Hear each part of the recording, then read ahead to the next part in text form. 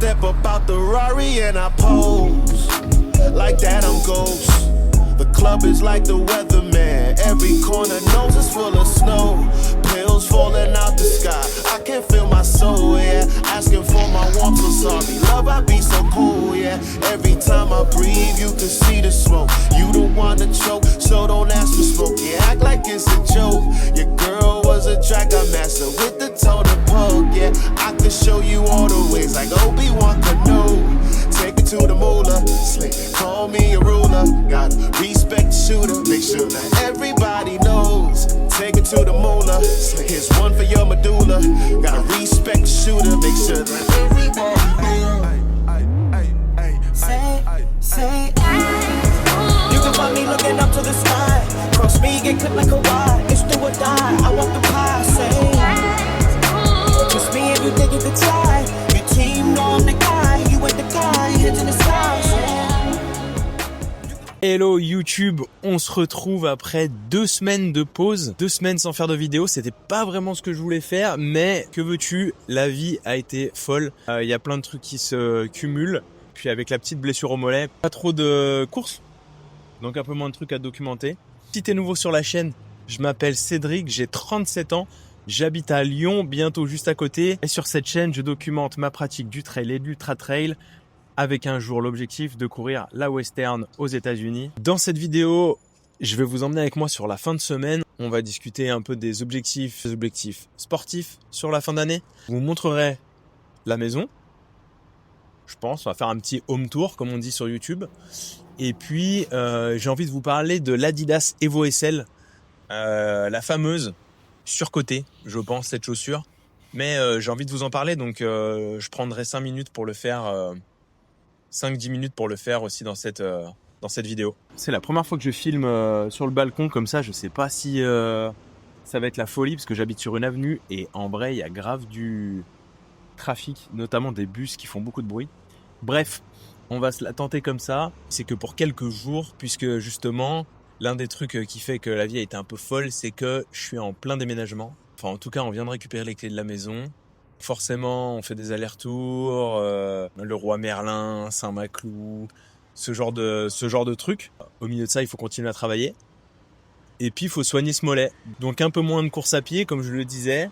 Même si c'est ma volonté de vlogger le quotidien d'un sportif amateur qui doit composer avec la vie quotidienne, la vie professionnelle, la vie familiale, les amis, etc.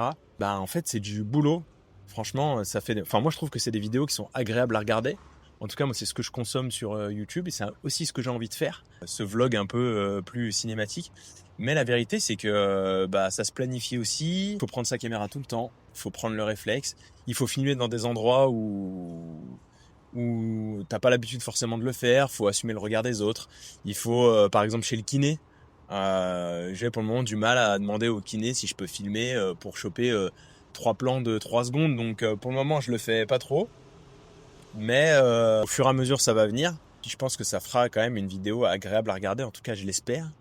C'est mon objectif pour cette fin d'année. C'est de monter en compétences, de faire des trucs de plus en plus cinématographiques, que ça soit cool et que ce soit cool.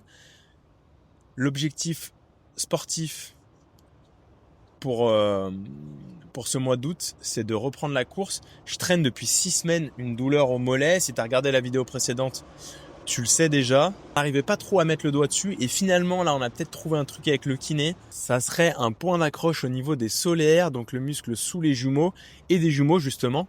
Le kiné aurait mis le doigt dessus et ça l'a bien libéré puisque ce matin j'ai fait mon premier footing. J'ai fait 4 fois 5 minutes de footing entrecoupé d'1 minute de marche. Et à la fin, comme je me sentais bien, j'ai enchaîné 10 minutes de footing sans douleur. Ça fait depuis 6 semaines que j'avais pas fait ça.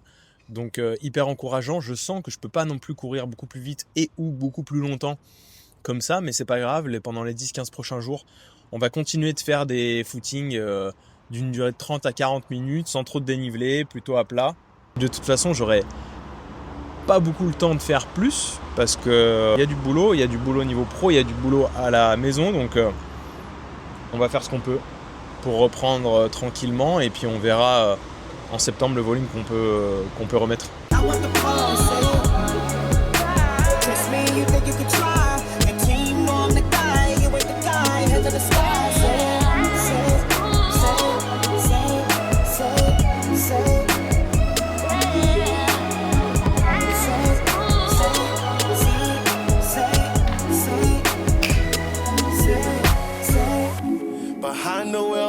passenger, my drive bigger than most of y'all. I would say I'm second to none, and just saying first of all, I ain't here for play, but when you try, it's always curtain call. I'ma let this bourbon sit so nothing's done on purpose, y'all. Work these angles so this life could truly pay. Work your angles so at night you whisper stay. Dig my own lane, someone still up in my way. You can have the world, my soul is here to stay. Take it to the moolah, call me a ruler. Gotta respect the shooter, make sure that everybody knows. Take it to the moolah, here's one for your medulla. Gotta respect the shooter, make sure that everybody knows. Je sors de chez le kiné, bah écoute, ça va dans le bon sens. Le kiné confirme un peu les bonnes sensations lors du footing de ce matin, à savoir que c'est beaucoup plus détendu la zone. On a continué à faire les mêmes exercices, c'est-à-dire massage sur la zone en question, massage vraiment profond avec des gros points d'appui, T-car-thérapie. Ça c'est une technologie, il me semble que c'est une technologie laser, je me trompe peut-être, mais en tout cas ça stimule l'irrigation, la cicatrisation, etc. sur la zone. C'est un truc qui globalement le ressenti pour le patient traité, c'est que ça chauffe sur la zone et puis ça chauffe en profondeur. Et puis des ventouses, voilà, grosse ventouse sur la zone. Moi je réagis plutôt bien à ça, donc on va voir. Je pense que demain on va remettre un petit footing aussi avec des alternances de trot et de marche. On sera vendredi. Et dimanche, on fera la même chose si on a le temps, parce que on va aussi passer du temps en famille, entre amis. On va inaugurer le barbecue de la maison, donc on verra. Sinon, on ira, ouais, ce week-end, ça va être un peu short, mais bon, c'est la vie. En tout cas, c'est bon, ça part dans le bon sens, donc c'est une bonne chose. You can find me looking up to the sky. Cross me and cook like a wine. It's do or die. I want the pie. Just me and you think you could try. Your team know I'm the guy. You with the guy. Head to the sky. You can find me looking up to the sky. Cross me and cook like a wine. It's do or die. Hello à tous, je vous retrouve à la maison. Je vous ai dit un peu plus tôt en début de vidéo que je vous ferais faire un petit tour. C'est parti, on vient de récupérer les clés de cette maison. C'est notre première maison avec Julie, on est hyper contents. Elle a quelques défauts, elle n'a pas de garage, elle est mitoyenne, il y a le train qui passe juste à côté, mais on pouvait se l'offrir. Elle est hyper bien placée, elle est à 20-25 minutes en vélo du centre de Lyon. Ça c'est top. Et du coup il y a 4 chambres, 2 par niveau. Avec à chaque fois une salle de bain par niveau. L'espace pièce de vie cuisine est trop stylé. On est tombé complètement sous le charme de la maison avec la partie ancienne dans laquelle se trouve la pièce de vie et les chambres, et puis la partie moderne, l'extension moderne pour la cuisine. Donc elle a quelques défauts aussi à l'intérieur, hein. Attends, il y a un moustique. Il y a un escalier qui est hyper raide et qu'on va devoir changer. Donc ça va faire des travaux supplémentaires. Et puis comme je disais, il y a le train qui passe juste là. Je sais pas si vous l'entendez, mais c'est un petit truc quand même. Alors nous on habite en ville, donc ça nous dérange pas, ça nous fait quand même vachement moins de nuisances qu'avant. Mais il est là, tu l'entends bien quand même, hein. Voilà, après nous on a trop kiffé le jardin, le calme, tout le reste du temps.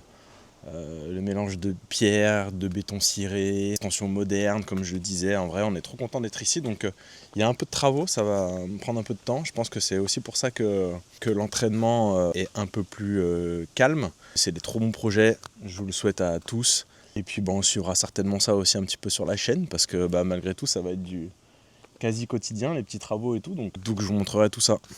En début de vidéo, je vous avais aussi dit que je vous parlerais de l'Adidas Evo SL. Je ne l'ai pas avec moi parce que je ne l'ai pas encore déménagé, mais bon, ça ne m'empêche pas d'en parler. Globalement, je trouve que cette chaussure, c'est un coup de maître de la part d'Adidas. Franchement, c'est quasiment du génie. Mais c'est du génie sur 3 points et pas forcément sur le modèle en soi. Je m'explique. Déjà, c'est du génie d'un point de vue marketing. Franchement, c'est difficile d'être passé à côté de cette chaussure. Entre janvier et avril, tout le monde parlait que de cette chaussure. On la voyait partout, il y a eu des collabs avec Pharrell Williams, très portée dans la street, pas mal d'influenceurs, etc., etc. Mais quasiment pas disponibles en ligne. Ils ont fait des drops successifs où ils en sortaient quelques-uns. Il fallait participer à un tirage au sort pour avoir le droit de les acheter. Enfin, un délire. Hein. On parle d'une basket à 150 €. C'est pas une collab internationale. Donc c'est un truc de ouf. Mais en même temps, ça a grave suscité l'envie. Ça a grave suscité la curiosité. Et en plus, en même temps, c'était pas disponible chez les revendeurs running. Donc le premier coup de génie, il est marketing. Parce que ça leur permet de faire parler du produit, de créer de la rupture maîtrisée. Comme le faisait à l'époque Apple avec les iPhones, à l'époque de l'iPhone 3G, de l'iPhone 4, de l'iPhone 5. Je me souviens, si tu l'achetais pas en septembre, t'en avais pas après jusqu'à quasiment Noël. Alors qu'ils auraient clairement eu la possibilité d'en fabriquer plus. Mais à l'époque, ils voulaient générer de la rupture parce que c'est ça qui donnait envie aux gens de l'acheter. Ce côté exclusif, rare et tout. Donc là, ils ont fait pareil avec les chaussures. Et le deuxième coup de génie, il est plutôt du côté des revendeurs, où en fait Adidas a su récupérer la main sur la revente physique. Il faut savoir que les deux gros géants qui sont Adidas et Nike ont eu beaucoup de mal ces dernières années avec les revendeurs spécialisés running, en partie parce que les produits évoluaient pas à hauteur de ce que le marché évoluait. Bon, ça a bien corrigé hein, depuis. Hein. Nike a vraiment repris la main. Adidas avec la Dios Pro 4 et l'Evo SL, malgré tout, c'est des bons produits. La Dios Pro 4 est vraiment très très bonne. C'est l'une des meilleures chaussures à plaque carbone du marché, mais ils étaient de moins en moins présents chez les revendeurs. Aussi parce que d'un point de vue marketing, etc., ils offraient pas ce que les revendeurs attendent aujourd'hui. Et puis aussi parce que quand tu es un revendeur physique, que tu es un spécialiste running, est-ce que tu as vraiment intérêt à avoir des marques qui se vendent toutes seules sur les sites internet ? Donc ça, Adidas l'a bien compris. Ils ont sorti des produits qui sont très bons et que les revendeurs veulent avoir en magasin. Et ils ont su générer une demande qui donne envie aux revendeurs de l'avoir, parce qu'en fait quand tu as des clients qui passent en magasin et qui te demandent vous avez les Evo SL, vous avez les Evo SL, vous avez les Evo SL, au bout d'un moment tu veux acheter les Evo SL pour pouvoir leur vendre. Donc de ce point de vue là, le coup de génie marketing qu'ils ont fait, il se répercute aussi de ce côté là, et d'un point de vue business c'est fabuleux. Par contre pour moi le produit il survit pas du tout à la hype. C'est un produit qui vaut 150 €. Donc dans le running moderne, 150 €, c'est pas un niveau de prix qui te permet d'acheter une super trainer comme ils le vendent. Une Cloud Monster Hyper, ça coûte 230 par exemple. Moi j'ai fait quasiment 900 bornes avec une Cloud Monster Hyper. J'en ai eu pour mon argent. Les super trainers ASICS sont aussi dans ce budget-là. Saucony c'est pareil. Et en fait à 150 €, t'as une chaussure à 150 €. Elle fait très bien le taf au début. Moi au début j'étais bluffé. Je me disais comment ils arrivent à sortir une chaussure à 150 € qui est aussi confort, aussi dynamique, avec lesquelles tu peux faire les footings, avec lesquelles tu peux faire des séances. En fait la réponse c'est que c'est juste un moule de super mousse, une forme de super mousse pour faire la semelle, un chausson tissé collé dessus et basta. Il y a zéro technologie de stabilisation. Le chausson est pas si bon, il est confort mais il est pas si bon, les lacets sont bien mais ils sont pas si bons.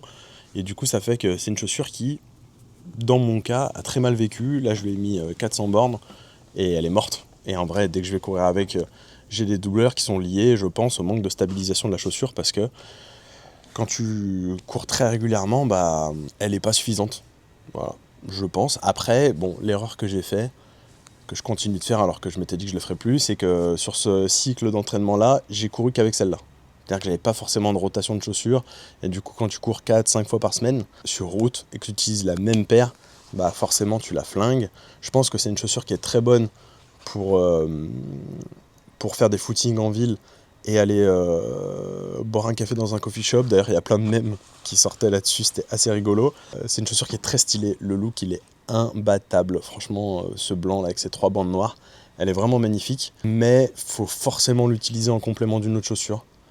Je pense soit d'une chaussure beaucoup plus stable pour les longs footings de récup, soit, et ça forcément, une chaussure vraiment plus dynamique type Adios Pro 4 pour les séances d'intensité.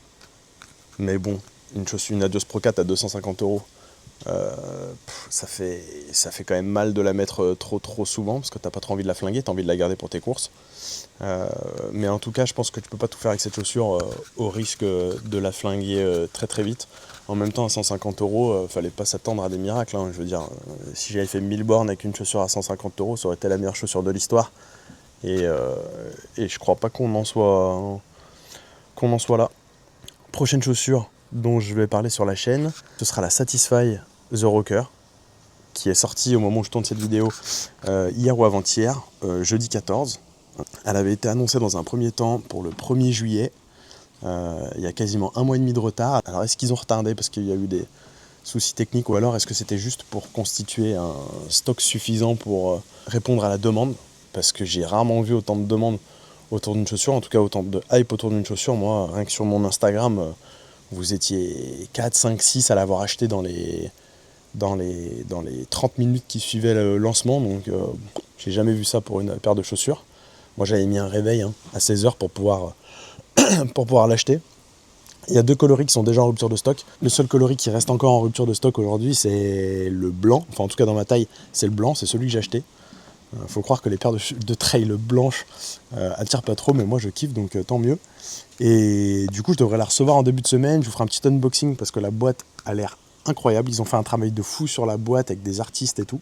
Après on verra pareil si le modèle survit à la hype et au marketing autour. Si c'est une bonne chaussure de trail ou si c'est juste une chaussure que je mettrais pour aller me balader. Voilà, donc on en parle dans la prochaine vidéo. Et là il est un peu tôt le matin et je vais partir courir. Première sortie trail pour la reprise. On va voir ce que ça dit. J'ai un peu peur mais j'y vais quand même. Donc je vous emmène avec moi. All I hear, go get the money, so I go get it. Hate means I do something right, so I'ma let 'em. Yeah, I'ma let 'em, yeah, I'ma let 'em. I hit the nail on the head, yeah, I'ma let 'em. All I hear, go get the money, so I go get it. Hate means I do something right, so I'ma let 'em. Yeah, I'ma let 'em, yeah, I'ma let 'em. I hit the nail on the head, yeah, I'ma let 'em. Early bird, go get the worm in the dirt. I could show you what I'm worth. My hands in the dirt. From where they look when you not. A hand in your purse. Hell if you think I'm last, hey, last should be first. Go ahead and go feast your eyes. Chefing up, cooking them pies. Leaving no slice, believe on a guy. Who in demand and who got supplies? You on the land, me I'm fly. Look at the miles, I be in skies. Right by my side, miss look at them thighs. Up in Dubai. You see us. Black man, black sand beaches. Yeah. Backhand if you slick speaking. Yeah. Cut off if that hand reaches. Right. Sucker, I ain't about y'all leeches. All I hear, go get the money, so I go get it. Hate means I do something right, so I'ma let 'em. Yeah, I'ma let 'em, yeah, I'ma let 'em. I hit the nail on the head, yeah. All I hear, go get the money, so I go get it. Hate means I do something right, so I'ma let 'em. Yeah, I'ma let 'em, yeah, I'ma let 'em. I hit the nail on the head, yeah, I'ma let 'em. Women with sharks in the tank, Aquaman with how I think. How many could step on the stage and say they taking their art to the bank?